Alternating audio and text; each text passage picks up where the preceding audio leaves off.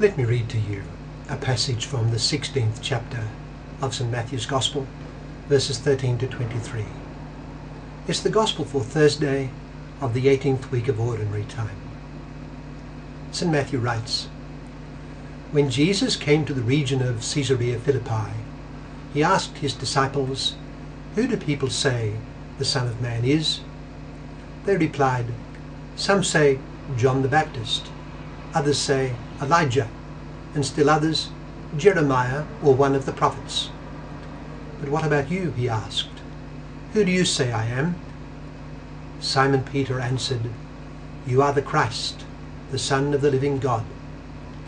Jesus replied, 'Blessed are you, Simon, son of Jonah, for this was not revealed to you by man, but by my Father in heaven. And I tell you that you are Peter, and on this rock I will build my church, and the gates of Hades will not overcome it. I will give you the keys of the kingdom of heaven. Whatever you bind on earth will be bound in heaven, and whatever you loose on earth will be loosed in heaven." Then he warned his disciples not to tell anyone that he was the Christ. From that time on, Jesus began to explain to his disciples that he must go to Jerusalem and suffer many things at the hands of the elders, chief priests, and teachers of the law, and that he must be killed, and on the third day be raised to life. Peter took him aside and began to rebuke him. "Never, Lord," he said, "this shall never happen to you." Jesus turned and said to Peter, "Get behind me, Satan. You are a stumbling block to me. You do not have in mind the things of God, but the things of men." That's from Matthew chapter 16, verses 13 to 23. In our passage, Christ refers to Peter as the rock. As is well known, the Catholic Church does not base its formal and binding teaching on scriptural texts alone. For instance, the mere fact that in the 6th chapter of the Gospel of St. John, Christ publicly declares that my flesh is true food and my blood is true drink, and that whoever eats me will live because of me, John chapter 6 verse 55 to 57, is not the only determiner of the Catholic dogma on the Eucharist. Just as important is the Church's formal tradition on the point. The Church has always, from its beginning, prior to the writings of the New Testament, taught its doctrine on the Eucharist. The testimony of the Gospels, which writings post-date the commencement of the Church's tradition, is the inspired expression of it. The Church knows what Christ meant to teach, as it is recorded in the Gospels, and has always known it, for it is an essential part of her tradition. It was out of this tradition that the inspired Gospels came, and thus the faithful, with the Scriptures in hand, read the inspired word with the mind of the Church, which is to say, within the Church's tradition. That tradition is itself the fruit of the guidance of the Spirit of God through the centuries of the Church's life. However, I have at times heard it said that because it is the defined teaching of the Church which authoritatively determines what are divinely revealed doctrines, particular scriptural passages cannot be taken as being true expressions of revealed doctrines.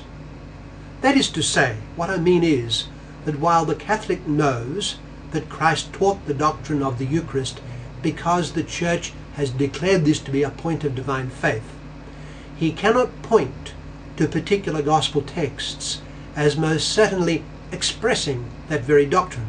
That's the claim. Now this is a misapprehension. The fact is that while the Church has left a surprisingly wide space for the private judgment of readers of the Scriptures, provided they read within the life and tradition of the Church, on some texts the Church has formally declared their meaning. Our subject here is not the doctrine of the Eucharist, but the text of the Gospel of St. Matthew today, clearly a pivotal text in this Gospel on the founding of Christ's Church. Here, Christ goes beyond his preaching on the kingdom to announce that he will build his church. Further, he will build it on Simon, his rock. The point here, though, that I'm making is not just the plain meaning of the inspired text. That plain meaning is that Christ intends to build his church. Access to the kingdom, about which he has been so relentlessly preaching, is available through his church. To enter the kingdom, one enters the church he will build. Where is this church? It is where Peter is, because Christ built it on Simon, his rock. You are Peter, and on this rock I will build my church. I will give to you the keys of the kingdom of heaven. The meaning is plain, but this is not the only reason why the faithful may know with certitude the objective meaning of this pivotal text. The fact is that the Church has formally declared its meaning in an ecumenical council, the First Vatican Council of 1870.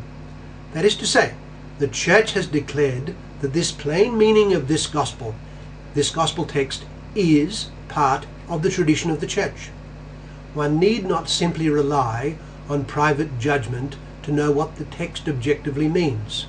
One can count on the formal, divinely guided tradition of the Church, not only to know the actual doctrine of the Church, the doctrine of Christ on the Church, and on the place of Peter in it, but also to know the meaning of this particular gospel text on the matter. The Church has not taken this step of formally pronouncing on a particular gospel text in a lot of cases, but she has done so in some. Our gospel text today is one such. So where does the Church make this declaration about the meaning of this particular text? The First Vatican Council began in 1869, and its fourth session was held in the following year, 1870. That session proclaimed what was called the First Dogmatic Constitution on the Church of Christ on the 18th of July, 1870. In chapter 1 of this Constitution on the Church, our gospel passage today is quoted. Its meaning is declared to be absolutely manifest and always understood by the Catholic Church. It then states that if anyone says that Peter the Apostle was not appointed by Christ to be head of all the apostles and visible head of the whole Church, and that he was granted true jurisdiction over the Church, let him be anathema. What I'm saying is that it is possible to know the objective meaning of particular texts of the Gospels, and that this meaning at times is part of Catholic teaching. Here, tradition declares on the meaning of gospel texts. Our gospel text today is a key text in the Gospel of St. Matthew. Christ passes from the kingdom to the church and points to the church as his own creation. The church will be the locale and bearer of the kingdom, and in the church will be found the keys to enter the kingdom.